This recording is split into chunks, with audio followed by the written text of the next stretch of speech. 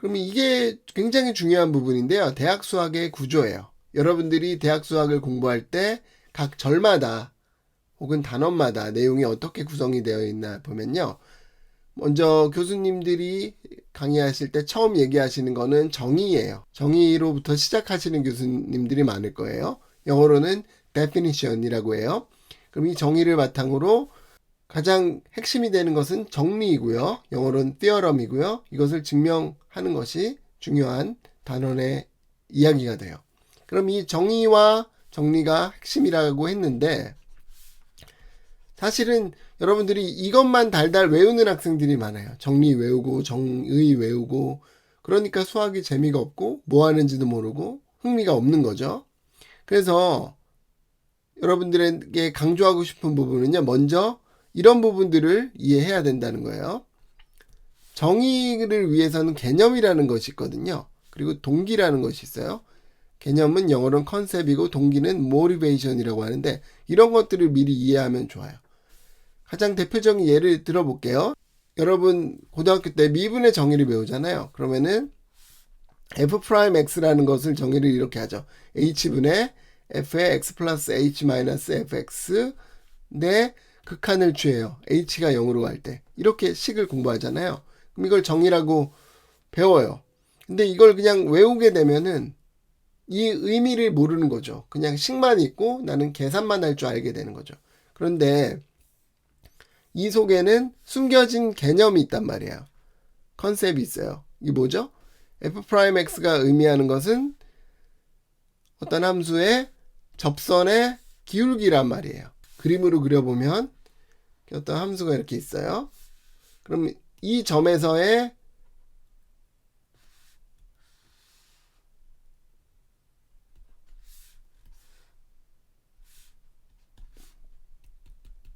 여기를 x라고 하면 f'x가 의미하는 것은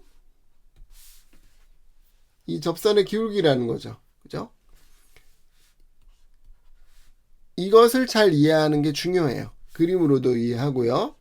그럼 이게 왜 접선의 기울기가 되느냐? 이 정의가 왜 접선의 기울기가 되는가를 생각해 보면 왜 그렇죠? fx 플러스 h 마이너스 fx라는 것은 이것의 y값과 그 다음 것 이 점을 이 거리를 h라고 할게요. 그럼 여기 x 플러스 h가 되겠네요. 이 점의 y값의 차이죠. 이 차이가 분자가 되는 거고요. h는 요 길이가 되겠죠. 그러면은 요 값이 의미하는 것은 요런 선의 기울기가 돼요. 그런데 이 선을 접선의 기울기로 만들기 위해서 어떻게 하는 거죠?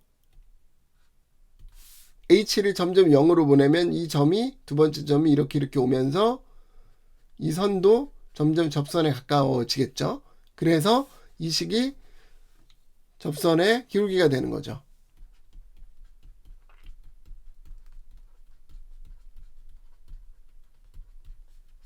그러니까 이 식과 이 정의와 이 접선의 기울기라는 개념을 여러분들이 연결시키는 것이 굉장히 중요하게 되고요.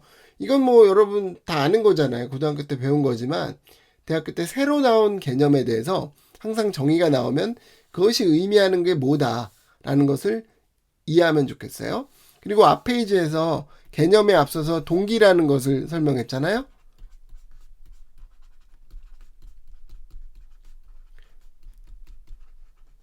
동기라는 것은 뭐겠어요? 왜 이 접선의 기울기가 중요하겠어요? 그것은 왜 중요하다고 저는 이해를 하냐면 이 함수가 만약에 어떤 것의 가격을 의미한다 그럴게요. 여기가 시간이고요. y가 어떤 가격이라고 할게요. 여러분들이 좋아하는 물건 뭐가 있을까요? 예를 들어서 나이키 신발을 여러분들이 사고 싶은데 시간에 따라 가격이 이렇게 변해요. 그러면은 이 시점에 여러분들이 그 나이키 신발을 사야 될까 말아야 될까를 결정하고 싶어요. 그럼 뭐가 중요하겠어요? 나이키 신발이 가격이 올라갈 것이냐 아니면은 떨어질 것이냐가 중요하잖아요. 그래서 올라가는 경우에는 접선의 기울기가 양수가 되는 것이고 이 시점이라면은 접선의 길이가 이렇게 되면서 마이너스가 되겠죠. 그래서 접선의 길이가 중요한 의미를 가진다라는 동기인 거죠. 왜냐? 증가 감소를 알 수 있기 때문에. 그죠? 그래서 여러분들이 어려운 것들을 공부하더라도 항상 정의를 그냥 외우지 말고 이 개념과 동기를 함께 이해하면은 큰 도움이 될 것 같아요. 그러니까 지금까지 설명한 것은 정의를 외우지 말고 동기와 개념을 가지고 이해하자라는 거죠. 그 다음에 내용은 뭐냐면요. 정리가 가장 핵심적인 내용일 거예요. 그럼 뭐 정리가 어떤 식의 것이냐? 라면은 이런 식의 것이에요. 여러분들이 뭐 고등학교 때 공부했던 내용으로 따지자면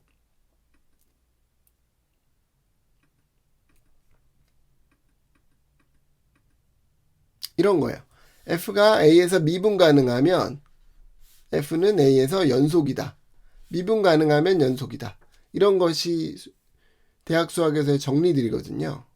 그러면은 이런 정리들을 이해하고 증명하는 게 중요한데 여기에 추가적인 내용들이 나와요. 어떤 내용이냐면은 보조 정리, 영어로는 렘마라고 하고요.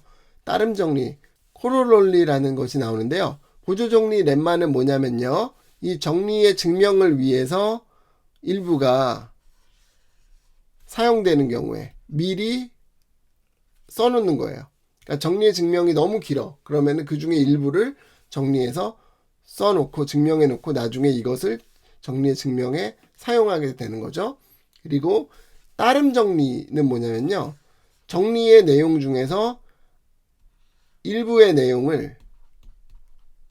일부지만 중요한 내용을 따로 갖다가 써놓는 거죠. 아까 함수가 미분 가능하면 연속이다 라고 했죠. 그럼 따름 정리로는 예로 뭐가 나올 수 있냐면 다항식 있죠. 다항식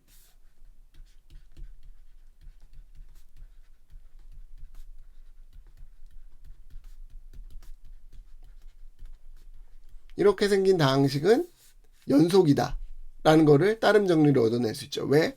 이런 다항식은 각각이 미분 가능하니까 전체가 미분 가능하고 그래서 연속이다 라는 걸로 가져올 수 있겠죠. 그래서 즉 정리해서 전체 내용 중에 아주 중요한 거, 다항식은 중요하잖아요. 우리가 많이 쓰는 거기 때문에 거기서 뭔가 결과를 가져온 것을 따름 정리라고 한다는 거죠. 그럼 지금까지 내용을 정리해 보면요. 대학 수학의 구조에 가장 중요한 것은 정의와 정리인데요. 정의를 이해하기 위해서는 여러분들이 개념이란 거, 동기라는 것을 이해하면 좋겠고, 그리고 정리를 이해하기 위해서 부조 정리와 따름 정리라는 구조가 있다는 걸 이해하면 이것이 어렵지 않을 거예요. 그래서 여러분들이 한 단원이 나왔을 때 이런 것들을 적어 보세요. 그러면은 그 절의 구조가 잘 보이게 되는 거죠. 그러면 이제 이 구조에서 시험에는 뭐가 나오겠느냐라는 거죠. 시험에서는 일단 이 정의를 잘 쓸 수 있느냐가 나올 수가 있죠. 네, 정의를 잘 쓸 수 있는가? 그 다음에 정리도 잘 쓸 수 있는가? 그 다음에 정리를 증명할 수 있는가? 등이 나오고요. 근데 또 많이 나오는 것이 이 정의와 정리를 이용해서 무언가를 증명하고 계산할 수 있는가가 잘 나오거든요. 그래서 여기 정의에서 예제를 통해서 계산하는 것을 여러분들이 할 줄 알아야 되고 이 정리나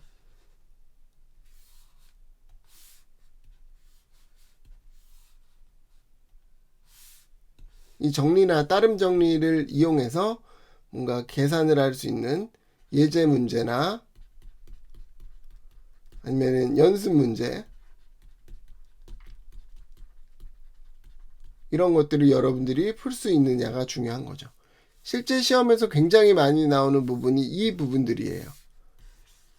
그래서 여러분들이 이것을 잘 이해하는 것도 중요하겠죠.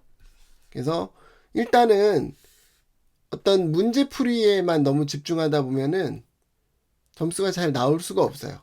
왜냐면은 이런 개념적인 거, 정의, 정리나 증명에 대한 것도 나오기 때문에. 그래서 여러분들이 크게 보면 세 수로 나눠야 돼요. 하나는 이 흐름을 아느냐. 그다음에 두 번째는 중요한 정리나 따름 정리 이런 것들을 증명할 수 있느냐.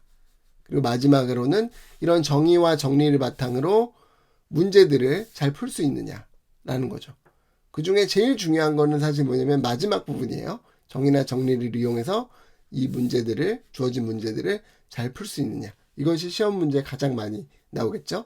그래서 아까도 얘기했지만 여러분들이 기존의 그런 중간고사나 기말고사를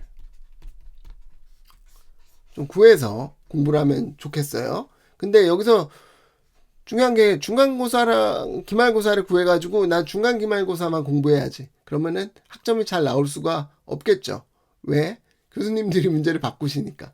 그러니까 중간고사, 기말고사를 통해서는 물론 이 문제에 대해서도 여러분들이 정확한 답을 알아야 될 거지만 이 중간고사, 기말고사를 통해서는 문제 내는 방식에 대해서 이해를 하고 그 방식에 따라서 여러분들이 공부를 잘 정리하면은 굉장히 좋은 학점이 나올 수가 있어요. 그리고 또 한 가지 말하고 싶은 건요. 대학 수학에서 좋은 학점이 나오는 건 생각보다 쉬워요. 왜? 많은 학생들이 그렇게까지 열심히 하지 않거든요. 고등학교 때처럼. 그래서 여러분들이 이런 내용만 좀 정리하고 그리고 중간고사, 기말고사 방식 이해하고 숙제 열심히 하고 한다면은 중간고사, 기말고사 좋은 성적이 나올 거라고 생각해요.